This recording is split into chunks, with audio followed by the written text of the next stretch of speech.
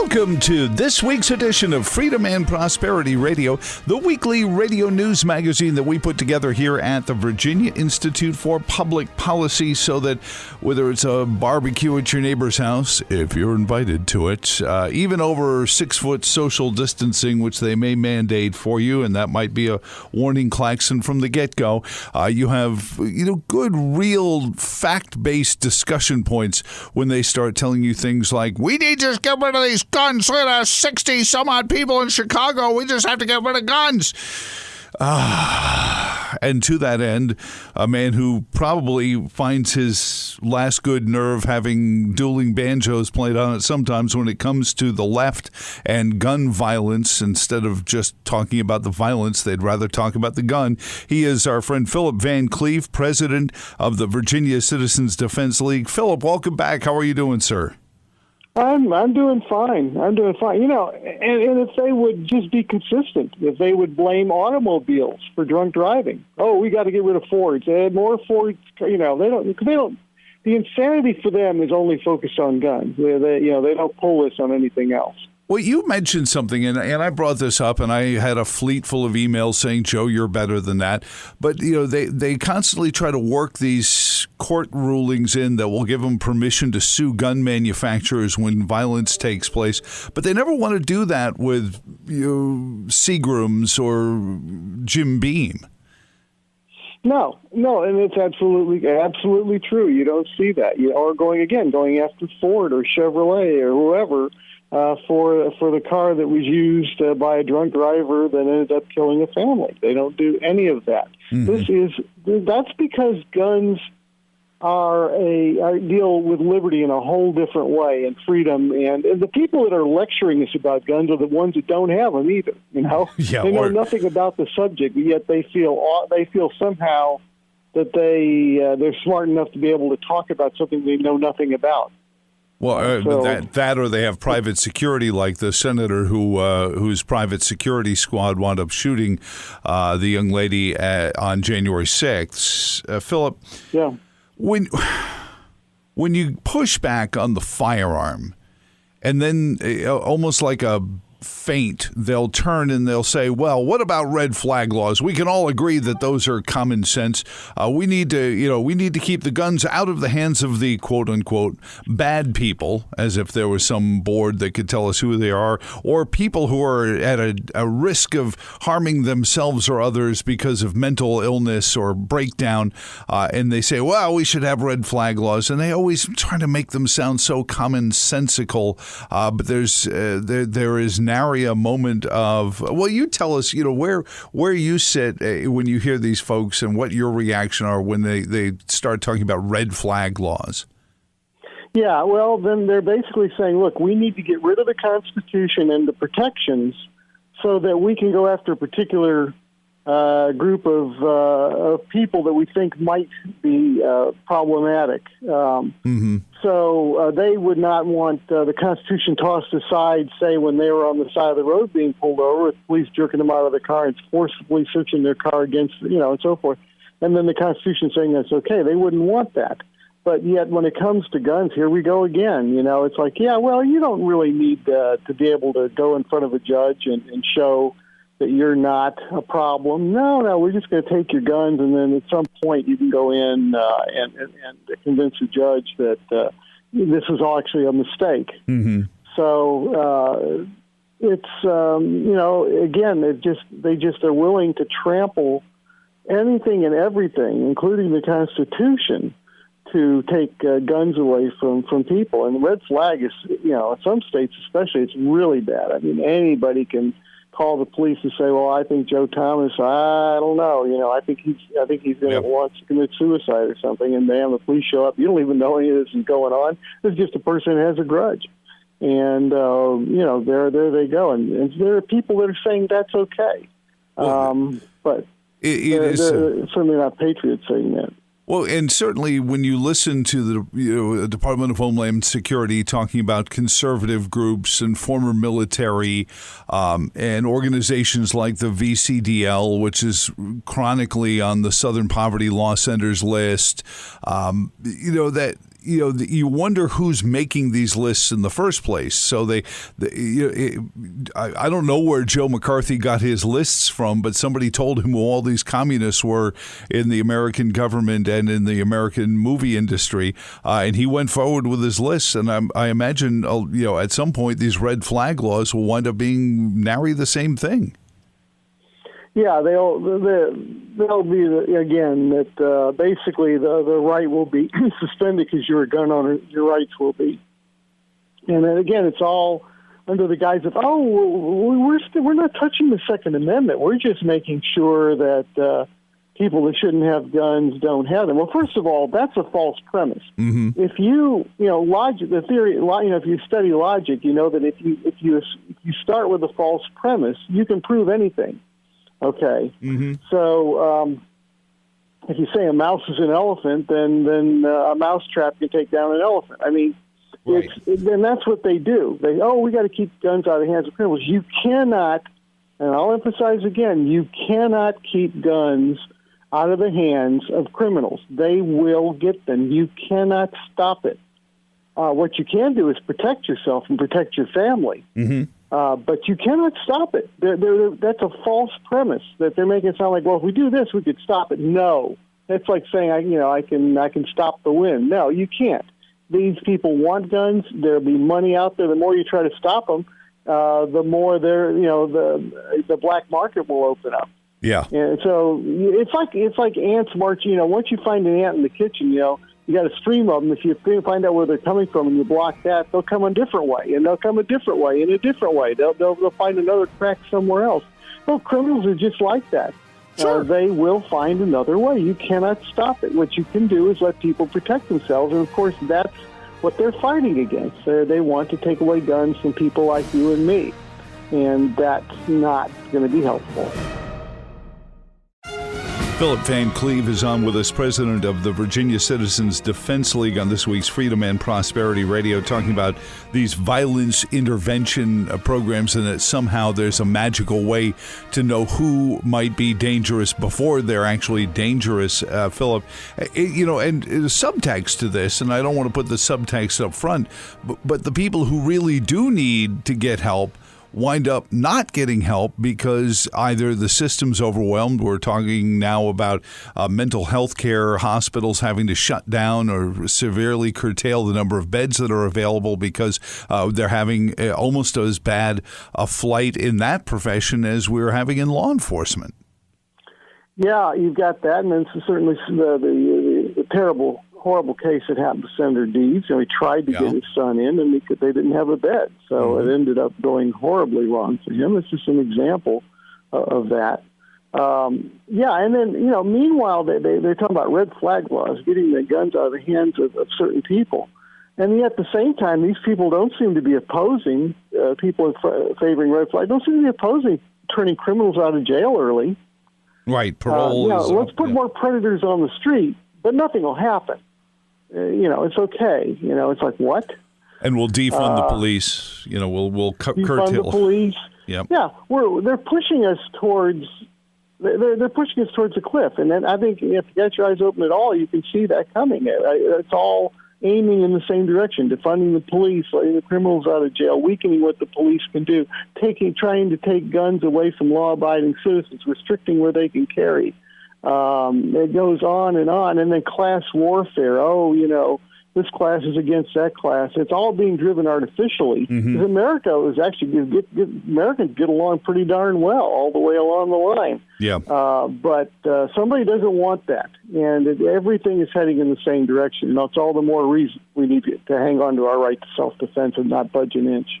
Well, and what is your take when the President of the United States, no less esteemed, the President of the United States of America, says, "What are you going to do against the government? I've got nukes and missiles." If it wasn't Dottie Joe, it might have really been. So what if Donald Trump had said that, or Ronald Reagan? Yeah. No, but in one breath they're saying, the AR-15 is a weapon of war. It's a weapon of war. We got to take them away. And then the next breath, the president said, "Whatever. You don't have an F-15 or an atomic bomb. Your little rifles don't mean anything." So it's like, wait a minute. They can't. The other side can't even get their story straight, their lies straight. Well, is it important, though, to point out to those who support the Second Amendment, and you and I have talked about this before, the one word that is notably not in the Second Amendment is the word gun or rifle or even firearm. It is your right to arm yourself for your defense. And that, around the world, we see instances where, people with far less municipal or munitional resources are able to even hold their own against the American army. So, the idea that you can't fight tyranny with a rifle and a handgun and, and your will to, stand for freedom. I'm not saying I advocate that kind of thing, but Jefferson warned us that it's easier to deal with the abuses and usurpations that you've grown used to. But really, I can't see a soldier being turned loose on the streets of America right now. Yeah, and what you of course talking about places like Afghanistan, where the Afghanis, without nuclear bombs and any aircraft whatsoever, made the Russians eventually give up, turn tail, and leave. Yeah. And we've kind of been dragged down that same road. Look at it this way: we have 100 million gun owners. I think the biggest army in the world is 1 million. Yeah, so we win. Hey, Philip, let me ask you this about all of this. And some of the most frightening things are these the bureaucrats that are given blank checks by the rhetoric spewing elected officials who are looking for a camera just to get a little 10-second soundbite of empathetic, heartfelt, I feel for the families and we need to do something to stop this gun violence. And then they hand it over to those very same six-figure bureaucrats that run these organizations, and they get to run roughshod over your rights and put taxes on things and restrictions on manufacturing and purchase limits and all that, Philip. Yeah, ATFs is, I believe, one of the main ones you're looking at in DOJ, things like that. Yeah, they turn it over to them, and then they stretch the law as far as they can. Sometimes they stretch it beyond where it's legal, and then they have to be taken to court and pulled back into line. But yes, and we've certainly seen some abuses there. Again, there's some really good people in bureaus like the ATF. I've met many of them, very good people, but there are some very bad people that get in the mix. And the problem is they have too much power. Bad person with power is a really bad situation. Mm-hmm. And, and again, all I can tell you is just standing, looking from a mountain down on the scenery there below me, all of this stuff is aimed at getting rid of guns. I mean, that's again, leaving criminals out on the street, weakening police so that the government needs, people are begging the government to come in and do something. All of that continues down the path of excuses to get rid of guns. Oh, and they use crime too. It's all about crime. We've got to stop. And they're trying to use, the guns are the problem there. But again, that's that level of the whole idea that taking away a gun from me or you. I've never been in jail, never been arrested, never committed a crime. I'm sure you're in the same boat. It goes on and on. All your gun owners, your permit holders, they don't do any of this. So by telling us we can't carry or restricting our rights, it's going to have zero effect on crime. Because that's like, you want to get rid of ants, so you go around and you get rid of all the mice. Well, that's got nothing to do with the ants. Mm-hmm. Exactly. It's got nothing to do with it. You will not accomplish getting rid of one creature by getting rid of by getting rid of a completely different one. So, what is your view on this? And this sounds a little bit like overnight radio, but when people say that this is marching, maybe the wrong word, but pushing us towards a breakdown of the civilian law enforcement, the local law enforcement apparatus, and leaving, in the chaos that ensues. Again, we mentioned 60 some odd people shot in one weekend in Chicago. A call for the National Guard, similar to the way that they were sent in to protect the federal buildings in places like Oregon, but in a grander scheme where all of a sudden a group of soldiers who are now commanded by the centralized American federal government are now in there doing law enforcement in a local population under some sort of martial law. Yeah, well, martial law would be the one of the goals of disarming everybody as we're heading down a path of where you're being pushed into a civil war by dividing everybody, making one group hate another group, and letting criminals out, violence everywhere. That's where you're headed towards a civil war. And then, of course, you can declare martial law. Then this is not like I'm inventing this. This has happened in other countries. This is a path that one can march down if one chooses to march down it. And that's what like I say. I'm worried about that scenario. I mean, I hate. I don't want to sound like some alarmist, but I mean, if it weren't all this stuff happening at once and all marching in the same direction and looking at the chaos in the whole world right now, it's not just America. Mm-hmm. There's chaos everywhere, and just all of a sudden, it's all popped up. The world looks upside down. It's it's heading that way, or maybe even a national police where the federal government takes over policing everywhere. It's right scary. Now, your police, they live in the community, they police. In many they're cases, a part of that. They're attached to it. You bring in the national police force, it may not be like that at all. Well, and you look at what the FBI does and its ability to investigate without, a probable cause and then due process. And we mentioned that in these red flag violence intervention systems.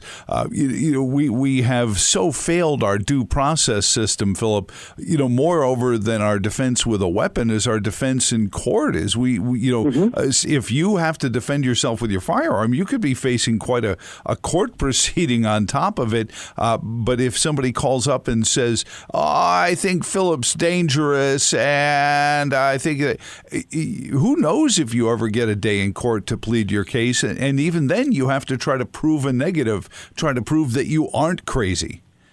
Yeah, that's the opposite of the American system. In the American system, the government's job is to prove that you did do something. You don't have to prove that you didn't. Right. That is such a critical difference. It's massive, huge difference. And this is going you're right, going the other way with red flag. Now they are accusing you, and you have to somehow come up and say, well, no, that person that called was a crazy neighbor I had that was mad that my dog peed on his plants. That's well, yet these people out there cheering this on.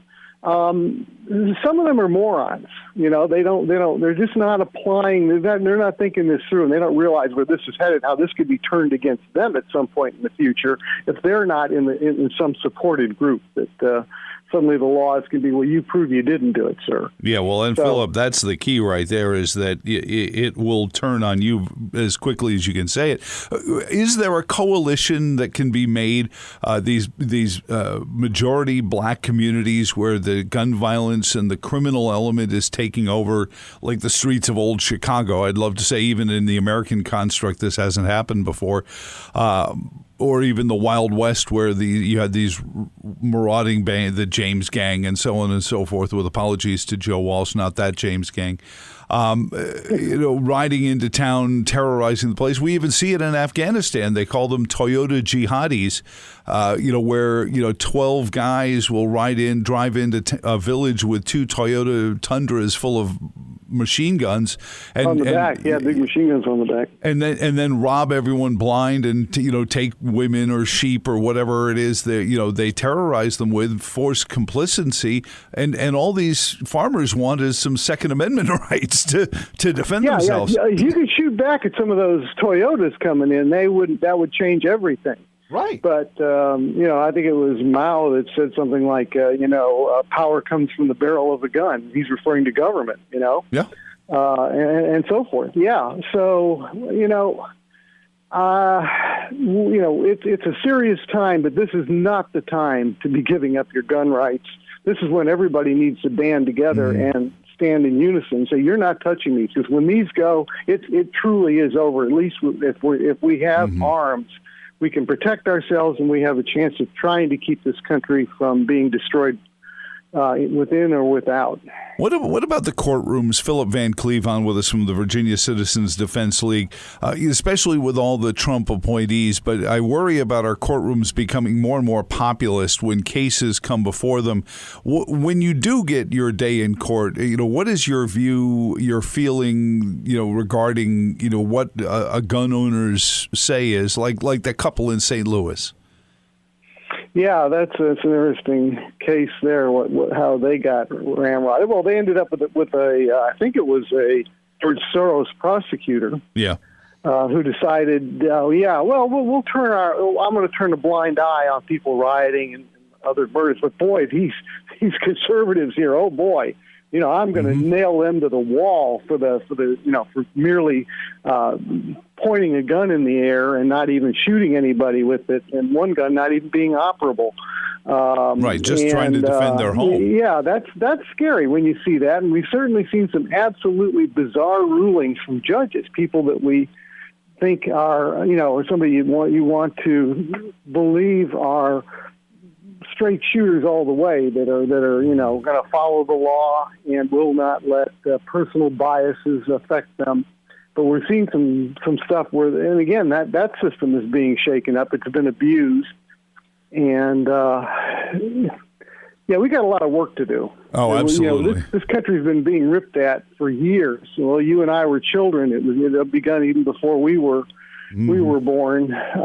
But it's escalating now. It's like some clock is running down, and we're approaching a time when things are continuing to escalate at a much higher rate than they had in the past. Not necessarily your pigeon, Philip, but when you look in the schools, 20, 30 years ago, they started taking the 10 Commandments out of schools. Now they're in there saying, you're going to be a failure as long as that group exists. And then the other group is told, well, they're a failure because of you and your parents.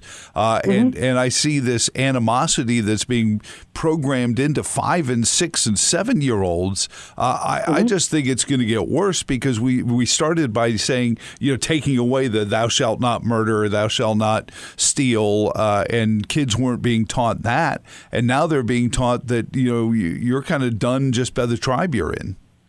Yeah, and this is part of how you destroy a country from the inside. This is again, the communists have been doing this kind of stuff forever. It's just that we never thought it would happen in America. Yeah, you destroy the morals, you destroy anything along that line. You want basically. In this case, of course, I believe they're pushing for civil war. So they want people hating people, and ultimately the country just to rip itself apart, all really artificially, where nobody's running around hating everybody right now. But they're working on that, and we think we hate. Maybe we think we do because we're told we should, but when there's no real reason to have that animosity, and that's what really, sadly, the violence is the issue, not the gun. Yeah, and violence that's basically a blind eye being turned to a lot of the violence. But yeah, schools are doing indoctrination. They're not teaching you how to read and write. In fact, a lot of these kids are coming out without being able to do much of either. Exactly. But they're not teaching you that anymore. They're teaching you how to do some native dance in some country, and you're doing other stuff and maybe painting flowers, but you're not learning to have a logical mind, a reasonable mind. Not learning mathematics. You're not learning any of that stuff. You're. I don't think it's an artificial failure. This seems to be something that's just happening too regularly and pretty much everywhere to be just a coincidence that we just happen to have a bad school with an idiot principal and a school board that's not worth anything. School boards, oh boy, well, and that's they've become critical now. I mean, I never really thought about it, but boy, they are. Having a decent school board is absolutely a necessity now if you don't want your child brainwashed. And the conservatives have battled each other for the governor's nomination, 6 or 7 people for every Senate race, but we can't get anyone to run for school board, so now they're all run by progressives.